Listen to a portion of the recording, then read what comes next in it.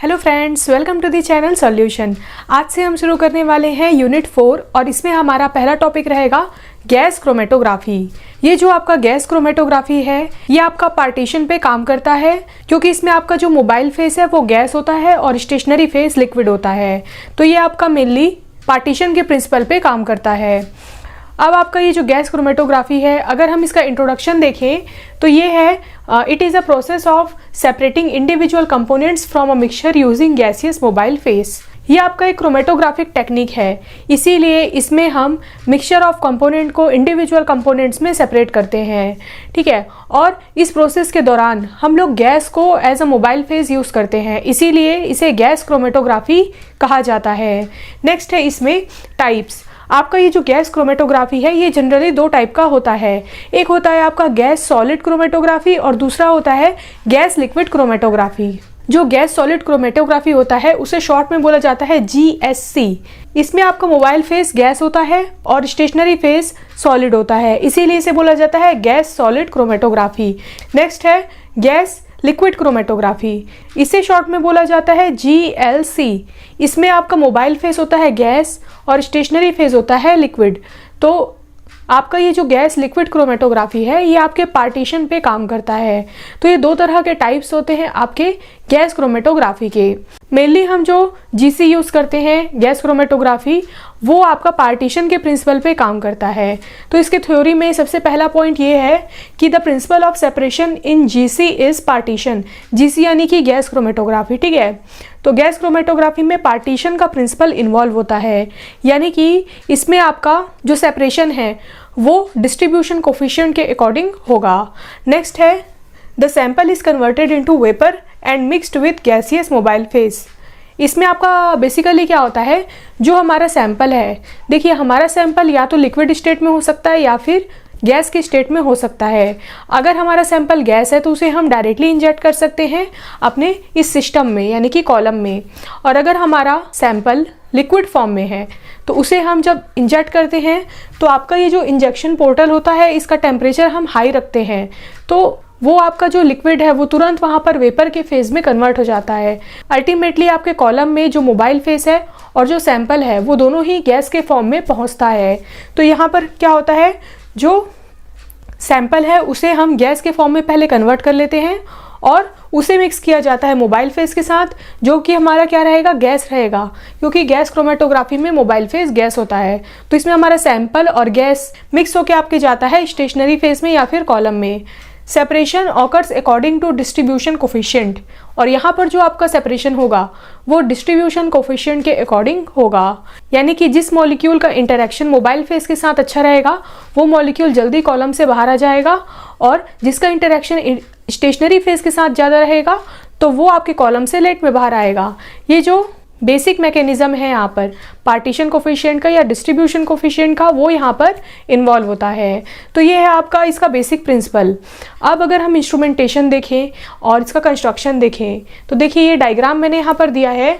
Gas chromatography में हम gas use करते हैं, तो यहाँ पर हमें एक सिलेंडर लेना होता है जिसमें हमारा जो भी कैरियर गैस है या मोबाइल फेस है वो फिल होता है। तो आपका एक कंटेनर होता है या एक सिलेंडर होता है जिसमें हम मोबाइल फेस को फिल करके रखते हैं। दूसरा पार्ट होता है इसका फ्लो कंट्रोलर।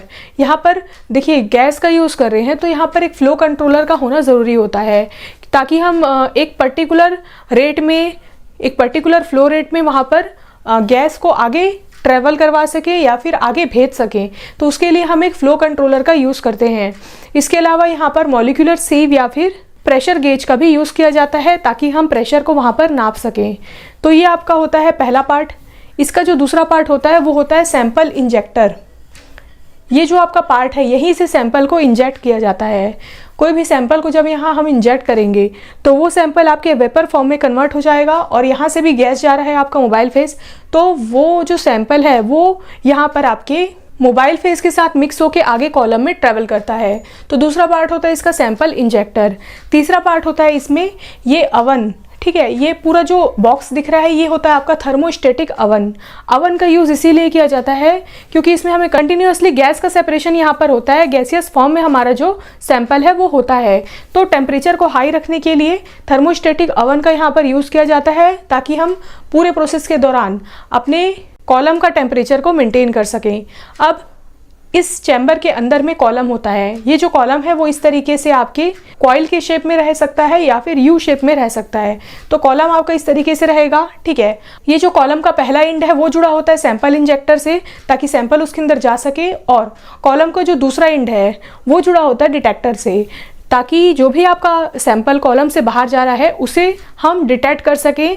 और जो डिटेक्टर है वो आगे जुड़ा होता है आपके कंप्यूटर से या फिर रिकॉर्डर से, जहां पर हम अपनी रीडिंग को देख सकते हैं। तो ये कुछ बेसिक पार्ट होते हैं आपके गैस क्रोमेटोग्राफिक टेक्निक में। अब हम वन बाय वन हर एक पार्ट को कवर कर लेंगे। तो सबसे पहला पार्ट है इसमें हमारा कैरियर गैस का पार्ट। तो पहला है कैरियर गैस, इसे हम मोबाइल फेस भी बोलते हैं, क्योंकि हमारे यहाँ मोबाइल फेस क्या है, गैस के फॉर्म में है। तो कैरियर गैस ही आपका यहाँ पर मोबाइल फेस होता है। Cylindrical gas tank fitted with pressure controller, flow regulator and molecular sieve. देखिए ये आपका जो कैरियर गैस है वो एक टैंक के फॉर्म में रहता है, जैसे गैस सिलेंडर रहता है वैसे टाइप का यहाँ पर एक सिलेंडर होता है। उस सिलेंडर में प्रेशर गेज लगा होता है ताकि हम प्रेशर को नाप सकें। हमारा एक मॉलिक्यूलर सीव होता है ताकि जो भी गैस है उसे हम फिल्टर करके आगे भेज सकें। और एक हमारा होता है फ्लो रेगुलेटर। फ्लो रेगुलेटर का यूज़ किया जाता है ताकि हम एक पर्टिकुलर रेट में अपने मोबाइल फेस को आगे ट्रेवल करा सकें। अगर फ्लो रेगुलेटर नहीं रहेगा तो हमारा जो गैस का स्पीड है जाने का वो हम कंट्रोल नहीं कर सकते। तो जो गैस का स्पीड है, जो रेट है अपने कॉलम तक पहुंचने का, उसको कंट्रोल करने के लिए हम फ्लो रेगुलेटर का यहाँ पर यूज़ करते हैं।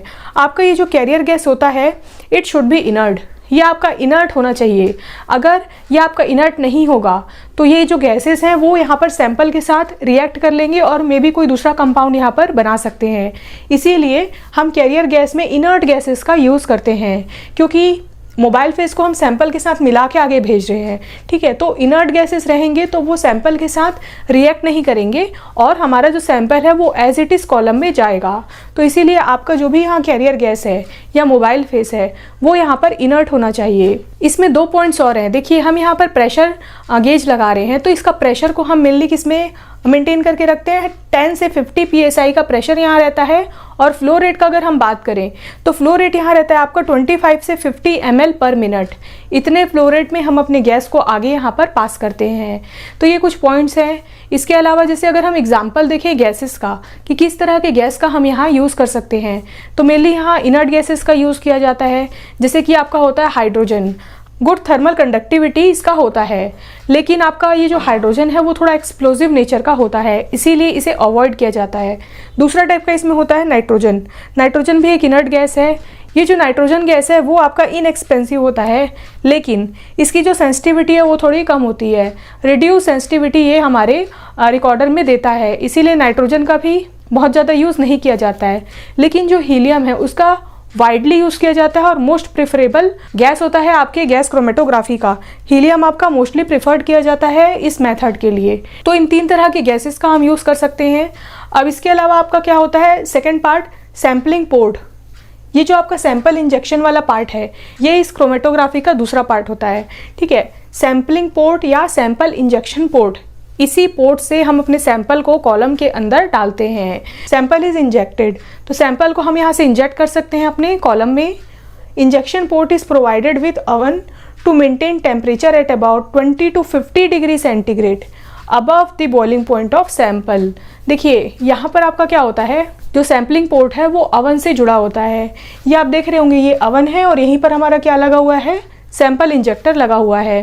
तो इसे लगाने का क्या रीज़न है, देखिए हमारा जो सैंपल है वो यहाँ गैस के फॉर्म में अंदर जाना चाहिए कॉलम में, ठीक है, तभी हमारा यहाँ पर गैस क्रोमेटोग्राफी होगा।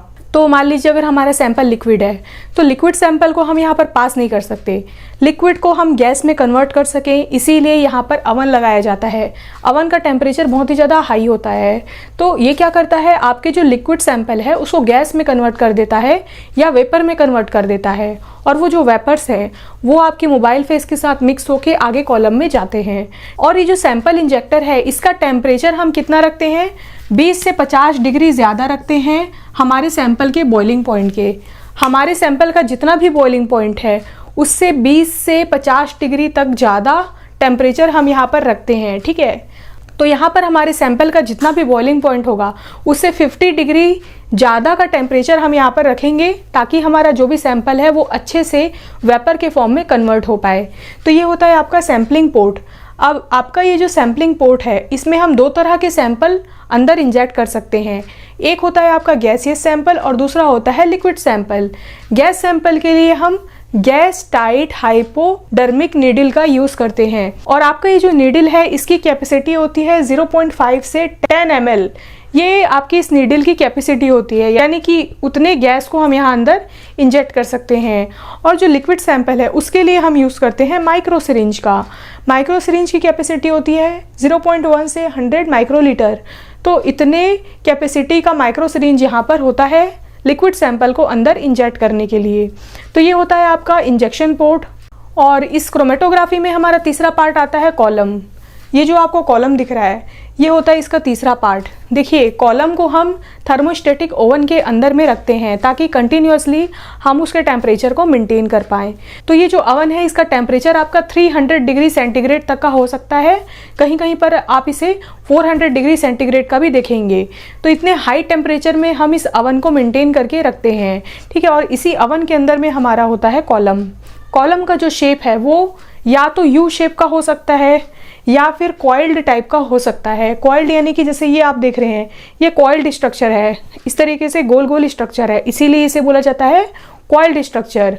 और ये आपका यू शेप में भी हो सकता है, सिर्फ आपका इस तरीके से ओवन में इस तरीके से आपका कॉलम यहाँ पर हो सकता है, ठीक है। तो ये होता है आपका दो तरीके के शेप में, made up of copper, stainless steel, glass etcetera.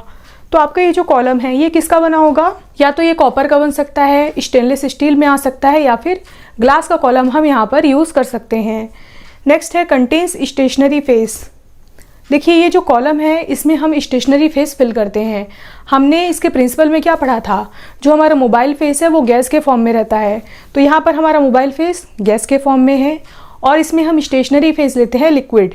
तो आपका ये जो कॉलम है हम स्टेशनरी फेस को कॉलम के अंदर रखते हैं। जैसे हमने इसके पहले भी जो क्रोमेटोग्राफी कवर किया था, जैसे कॉलम क्रोमेटोग्राफी हमने पढ़ा था, तो उसके अंदर भी हम अपने स्टेशनरी फेस को कॉलम के अंदर रखते थे। ठीक वैसे ही यहाँ पर भी हमारा जो स्टेशनरी फेस है वो इस कॉलम के अंदर में रहता है, और आपका जो स्टेशनरी फेस है वो यहाँ पर लिक्विड स्टेट का होता है। अब यहाँ पर एक क्वेश्चन आता है कि देखिए, लिक्विड स्टेट में हमारा यहाँ स्टेशनरी फेस है और हमने ओवन लगा के रखा है जिसका टेम्परेचर इतना हाई रहता है, तो क्या वो लिक्विड गैस में कन्वर्ट नहीं होगा? तो देखिए, यहाँ पर क्या होता है, जो हम लिक्विड लगाते हैं या जो लिक्विड की कोटिंग हम यहाँ पर करते हैं एज ए स्टेशनरी फेस, वो आपका थर्मोस्टेबल लिक्विड होता है। यानी कि जिस टेम्परेचर में हम इस ओवन को ऑपरेट करेंगे, जो हमारा लिक्विड फेस है वो उस टेम्परेचर में स्टेबल रहेगा या फिर अपने फॉर्म को चेंज नहीं करेगा। वो लिक्विड है तो लिक्विड फॉर्म में ही वहाँ रहेगा। इसे कहा जाता है थर्मोस्टेबल फेस, ठीक है। तो यहाँ पर आपका जो लिक्विड फेस है वो थर्मोस्टेबल नेचर का होता है। तो हम यहाँ पर किसका यूज़ कर सकते हैं? पैराफिन ऑयल का यूज़ कर सकते हैं एज अ लिक्विड फेस या फिर as a stationary phase. Silicone oil का यूज़ कर सकते हैं, सिलिकॉन रबर गम का यूज़ कर सकते हैं। तो मेनली सिलिकॉन से रिलेटेड मटेरियल का यहाँ पर कोटिंग हम कर सकते हैं, और ये आपका 400 डिग्री सेंटीग्रेड तक के टेम्परेचर में स्टेबल होता है। तो देखिए, इसकी स्टेबिलिटी इतनी अच्छी है, इसीलिए हम इसका यूज़ करते हैं एज अ स्टेशनरी फेस, ताकि ओवन के टेम्परेचर का कोई भी इफेक्ट हमारे स्टेशनरी फेस में ना पड़े। और इसके अलावा हम कार्बोवैक्सेस का भी यूज़ यहाँ पर कर सकते हैं। तो ये कुछ एग्जाम्पल थे हमारे स्टेशनरी फेस के। नेक्स्ट आता है इसमें डिटेक्टर। अब देखिए, हमने कॉलम यहाँ पर पढ़ लिया, थर्मोस्टेटिक ओवन पढ़ लिया। हमारा ये जो कॉलम का लास्ट वाला एंड है जहाँ से हमारा इल्यूएंट बाहर आता है, ये एंड हमारा जुड़ा होता है डिटेक्टर के साथ में, और ये डिटेक्टर जुड़ा होता है रिकॉर्डर के साथ में या कंप्यूटर के साथ में जहाँ हमें रीडिंग मिलता है। तो डिटेक्टर्स यानी कि ये वाला जो पार्ट है, इसमें हम कौन कौन से डिटेक्टर का यूज़ कर सकते हैं? तो देखिए, यहाँ पर हमारे पास बहुत सारे ऑप्शंस होते हैं डिटेक्टर के, कुछ मैंने यहाँ पर कवर किए हैं। जैसे पहला डिटेक्टर होता है यहाँ पर TCD detector, thermo conductivity detector. इस टाइप का जो डिटेक्टर है वो यूनिवर्सल डिटेक्टर है, ये आपके हर तरह के कंपाउंड के लिए एप्लीकेबल होता है। तो सबसे ज़्यादा यूज़ किया जाता है TCD डिटेक्टर का। दूसरा होता है इसमें ECD detector, electron capture detector. इस टाइप के डिटेक्टर का यूज़ हैलाइड्स या नाइट्रेट्स के स्टडी में किया जाता है। अगर हमारे सैंपल में हैलाइड या नाइट्रेट प्रेजेंट है तो उसके डिटेक्शन में हम इसका यूज़ कर सकते हैं। नेक्स्ट है आपका FID, फ्लेम आयोनाइजेशन डिटेक्टर। ठीक है, तो ये आपका फ्लेम के प्रिंसिपल पे काम करेगा। जैसे फ्लेम होता है, फ्लेम फोटोमेट्री हमने जैसे पढ़ा था, तो ये आपका फ्लेम आयोनाइजेशन डिटेक्टर उसी टाइप का रहता है और ये आपका जनरली ऑर्गेनिक कंपाउंड्स के लिए यूज़ किया जाता है। लास्ट डिटेक्टर है इसमें FPD detector, flame photometric detector. इसका यूज़ किया जाता है सल्फर के डिटेक्शन में, सिलेनियम के डिटेक्शन में और क्रोमियम के डिटेक्शन में। तो इन अलग अलग डिटेक्टर्स का यूज़ हम अलग अलग टाइप के कंपाउंड्स के लिए कर सकते हैं और जो हमारा TCD डिटेक्टर है वो यूनिवर्सल डिटेक्टर होता है। तो ये था हमारा instrumentation of gas chromatography. I hope कि आपको ये टॉपिक यहाँ तक समझ में आ गया होगा। आप चाहें तो इसका स्क्रीनशॉट ले सकते हैं। Thank you so much for watching this video.